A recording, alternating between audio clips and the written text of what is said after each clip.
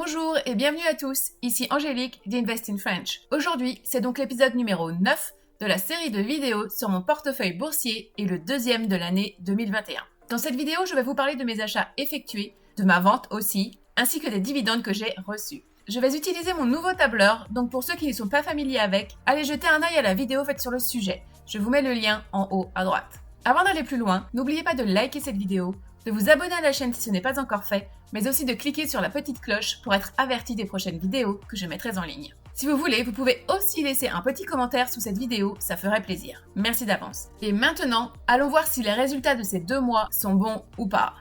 Commençons par les achats, comme d'habitude. En mars, j'ai donc acheté beaucoup. Le 1er mars, j'ai acheté 9 actions de Choice Properties, symbole chp.un.to, au prix de 12,60$, soit un total de 113,40$. J'avais déjà 51 actions de cette compagnie, ce qui fait donc un total de 60 actions au prix unitaire de 12,49$. Le 2 mars, j'ai acheté 10 actions de Canadian Utilities, symbole cu.to, au prix de 31$, soit un total de 310$. J'avais déjà 58 actions de cette compagnie, je suis donc à un total de 68 actions au prix unitaire de 33,56$. Le 9 mars, j'ai acheté 2 actions de Transalta, symbole rnw.to, au prix de 18,40$, soit un total de 36,80$. J'avais déjà 30 actions de cette compagnie, je suis donc à un total de 32 actions au prix unitaire de 18,40$. Le 16 mars, j'ai acheté 5 actions de Metro, symbole mru.to, au prix de 54,74$, avec 4,97$ de frais de commission, soit un total de 278,67$. J'avais déjà 20 actions de cette compagnie, je suis donc à un total de 25 actions au prix unitaire de 56,15$.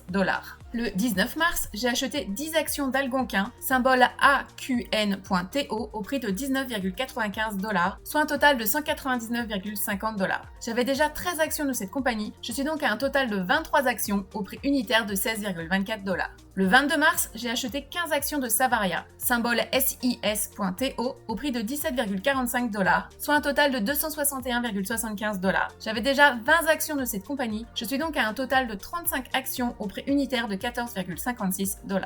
Le 22 mars, j'ai aussi acheté 20 actions de Smart Center, symbole sru.un.to, au prix de 26,95$, soit un total de 539$. J'avais déjà 20 actions de cette compagnie, je suis donc à un total de 40 actions au prix unitaire de 25,48$.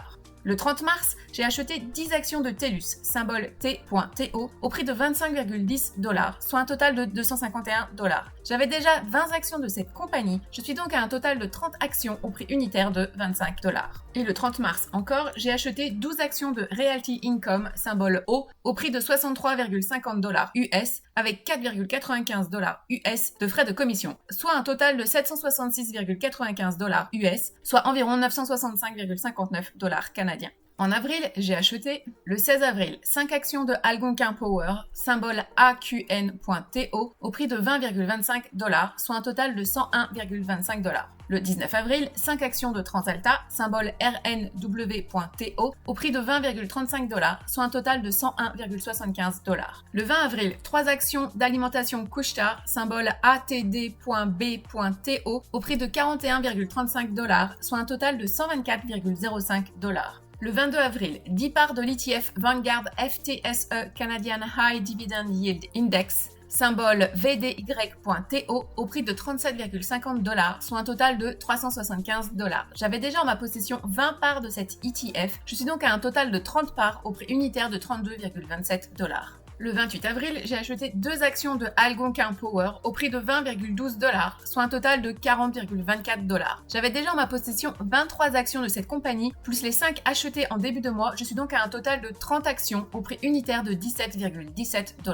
Le 30 avril, j'ai acheté 3 actions de Transalta au prix de 19,75$, soit un total de 59,25$. J'avais déjà en ma possession 32 actions de cette compagnie, plus les 5 achetées en début de mois, je suis donc à un total de 40 actions au prix unitaire de 18,75$. Comme je l'ai dit dans la présentation de cette vidéo, j'ai aussi fait une vente. J'ai donc vendu la totalité de mes parts de mon ETF XEI car j'avais besoin de cash sur mon RRSP pour acheter des actions américaines et vu que je ne voulais pas faire de contribution. J'ai donc vendu mes 20 parts à 22,62 $ pièce avec des frais de commission de 5,02 $, soit un total récupéré de 447,38 $. J'ai donc fait une petite plus-value de 108,38 $. Ça ne faisait que 10 mois que je les avais. J'aimais beaucoup cet ETF, je pense donc que si le prix retombe un peu, je vais en racheter, mais cette fois-ci dans mon TFSA chez Wealthsimple. À voir ce que l'avenir va nous donner. Comme vous pouvez le voir, j'ai des achats avec et sans frais de commission, vu que j'ai utilisé Kestrad et Wealthsimple Trade. Si vous cherchez des courtiers honnêtes et à bon prix, je vous conseille ces deux-là. Vous trouverez mes liens de parrainage dans la description de cette vidéo pour avoir quelques dollars d'offert à votre inscription. Je dois dire que je suis vraiment surprise par Wealthsimple Trade. Je les ai contactés à 2 reprises pour des questions/soucis et j'ai attendu moins de 2 minutes pour avoir quelqu'un sur le chat et cette personne était toujours super aimable et très professionnelle. Encore des bons points pour eux, en plus que tout soit gratuit. Si vous voulez en savoir plus sur ce courtier, j'ai fait une vidéo type visite guidée de leur plateforme que j'adore. Je vous mets donc le lien de cette vidéo en haut à droite de votre écran.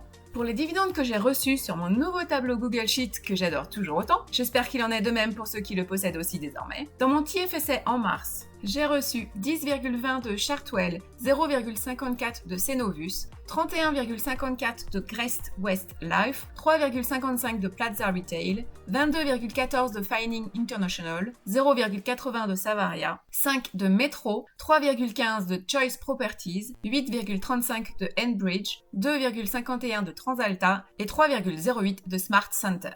Dans mon RRSP, j'ai reçu 5,05 de Fortis, 17,94 de Atco, 21,11 de Canadian Utilities et 4,92 de Canadian National Railway. Pour les ETF, j'ai reçu 3,23 du VDY et 1,50 du XEI. Et pas de dividendes côté action américaine. Ce qui fait donc un total pour ce mois de mars de 144,61 $ canadiens. On s'approche tout doucement des 150 $ par mois. J'adore! En avril, j'ai reçu 10,20 de Chartwell, 4,49 de Algonquin Power, 3,55 de Plaza Retail, 1,40 de Savaria, 36 de Bank of Nova Scotia, 11,75 de Canadian Natural Resources, 3,70 de Choice Properties, 2,51 de TransAlta, 6,22 de TELUS et 6,17 de Smart Center. Pour mon unique ETF désormais, le VDY, j'ai reçu 2,95. Pour mes actions américaines, j'ai reçu 3,50 $ US de TC Pipelines, soit 4,30 $ canadiens, 4,20 $ US de Coca-Cola, soit 5,28 $ canadiens, et 2,82 $ américains de Realty Income, soit 3,53 $ canadiens. Pour ce mois d'avril, je suis donc à un total de 98,51 $ canadiens au total, ou 88,94 $ canadiens et 10,52 $ américains. Moins bon résultat que pour le mois de mars, mais tout proche des 100 $, donc ça me va sans aucun souci. Passons maintenant à la comparaison de la valeur totale de mon portefeuille boursier entre le mois de février et les mois de mars et avril. Pour rappel, au mois de février, la valeur totale de mes investissements boursiers était de 28 196,86 $. Pour le mois de mars 2021, mon TFSA avait une valeur de 23 383,11 $ et mon RRSP avait une valeur de 7 093,53 $, ce qui fait un total de 30 476,64 $. Pour le mois d'avril, mon TFSA avait une valeur de 24 627,39 $ et mon RRSP avait une valeur de 7 166,87 $, ce qui fait donc un total de 31 794,26 $. Ça nous donne donc une augmentation finale de 3 597,40 $ entre février et avril. Mais sachant que j'ai déposé 1 700 $ de cash sur les 2 mois, donc la valeur de mon portefeuille a augmenté de 1 897,40 $. Comme pour les mois précédents, le marché canadien est en forme. Il remonte petit à petit pour se rapprocher des valeurs d'avant la crise de l'année passée. Il est encore temps d'acheter des actions à prix bradé, mais les soldes sont de moins en moins intéressantes, malheureusement. Maintenant que mon tableur Google Sheet est public, voici le mini tableau récapitulatif des chiffres les plus importants de mon portfolio au jour du 16 mai 2021. Je vous montre cela pour que vous voyez le rendement de mon portefeuille boursier. Avec les achats ainsi que la vente de ces 2 derniers mois, j'ai un rendement de 5%, ce qui est à mon goût un excellent rendement. On peut aussi voir que la valeur totale de mon portefeuille boursier a un peu chuté ces 16 derniers jours. Mais rien de dramatique. Surtout, ne pas partir en panique si ça vous arrive. Ça serait même le moment d'acheter encore plus. Et voilà, c'est fini pour cette nouvelle vidéo de la série de récap de mon portefeuille boursier de 2021. J'espère que vous êtes tous toujours aussi contents de vos progrès et résultats autant que je le suis. Je tenais à repréciser que ces vidéos n'ont pas pour but que vous recopiez mon portefeuille trait pour trait, mais juste pour vous donner une idée de ce qu'il est possible de faire et de recevoir grâce à la bourse. Faites vos propres recherches et n'investissez que dans ce que vous comprenez et que vous respectez. Merci à tous de votre fidélité. N'oubliez pas de liker cette vidéo, de vous abonner à la chaîne et de commenter. Merci encore et à bientôt!